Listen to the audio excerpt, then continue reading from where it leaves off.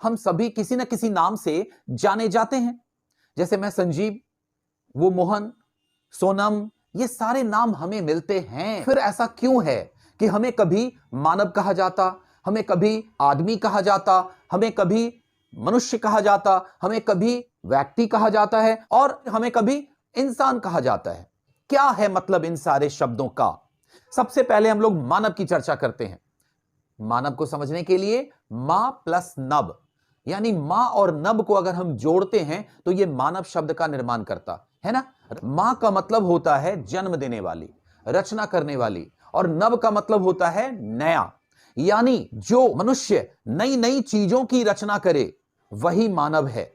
हमने आदि मानव तो इतिहास में सुना है ना, उन्होंने आग का आविष्कार किया, आदि मानव में चक्के का आविष्कार किया, घर का आविष्कार किया, कृषि का आविष्कार किया। यानी मानव वह है जिसके अंदर रचनात्मकता है, जो नई नई चीजों की रचना करना जानता है। माना कि आप नई नई वस्तुओं की रचना नहीं कर सकते, कम से कम आप नए विचारों की रचना तो कर सकते हैं। नए नए आइडियाज हमारे दिमाग में आने चाहिए, तभी हम मानव कहलाएंगे। अब आइए हम लोग देखते हैं आदमी कौन है। आदमी वह है जिसके अंदर अदब होता, जिसके अंदर संस्कार होते हैं, जिसके अंदर अनुशासन होता है, जिसके अंदर एक संस्कृति होती है, उसी को तो आदमी कहते। हमारे और आपके बीच जब भी कोई ऐसी गलत हरकत करता तो हम क्या कहते? hey, तुम्हारे अंदर आदमी वाला कोई लक्षण नहीं है क्या? ऐसा क्यों कहते हैं? क्योंकि हमें पता है कि आदमी वही है जिसके अंदर अच्छे विचार हैं, अच्छे व्यवहार हैं, अच्छे संस्कार हैं, है ना, अच्छी शैली है, वही तो आदमी है। हम दूसरों के साथ अपना व्यवहार अच्छे से रखते हैं तो हम आदमी हैं। अगर हमारी बोलचाल, अगर हमारे बोलने की शैली दूसरों को प्रभावित करती है, उनको तकलीफ नहीं देती, तो हम आदमी हैं। अब आइए हम लोग देखते हैं मनुष्य कौन है। इस धरती पे हम सभी मनुष्य के रूप में जन्म लेकर आए हैं। तो कौन है ये मनुष्य?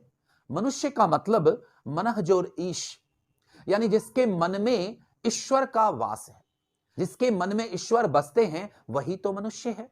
यानी वह व्यक्ति जो ईश्वर में आस्था रखता, वह व्यक्ति जो ईश्वर को मानता है। अगर हम धर्म की रक्षा करते हैं, अगर हम धर्म के राहों पे चलते हैं, अगर हम नैतिकता के राहों पे चलते हैं, अगर हम ईमानदारी के राहों पे चलते हैं, वही तो मनुष्य है। जो सदाचारी है, जो परोपकारी है, जो दूसरों की मदद करता, वही तो मनुष्य है। अब आइए हम लोग देखते हैं कि व्यक्ति कौन है। जब भी हम व्यक्ति की बात करते हैं तो व्यक्ति इंडिविजुअल आता। व्यक्ति वह होता है जो खुद में जीना जानता है। व्यक्ति वह है जो अकेले बड़े से बड़ी समस्याओं का सामना कर ले।